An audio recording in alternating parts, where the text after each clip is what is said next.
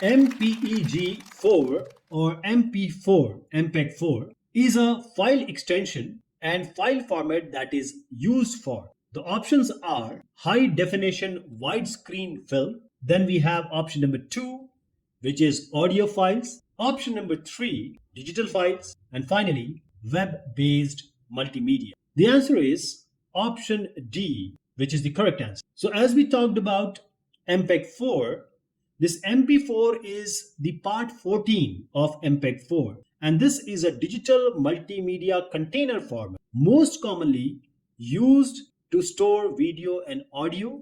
So this is a container format, very popular, compressed format, making it very web friendly and portable. And MPEG-4 or MP4, MPG-4, this is a very highly versatile format that supports various types of multimedia content like the video, audio, interactive graphics. And this format is used for streaming media over the internet and is compatible with wide range of devices and platforms.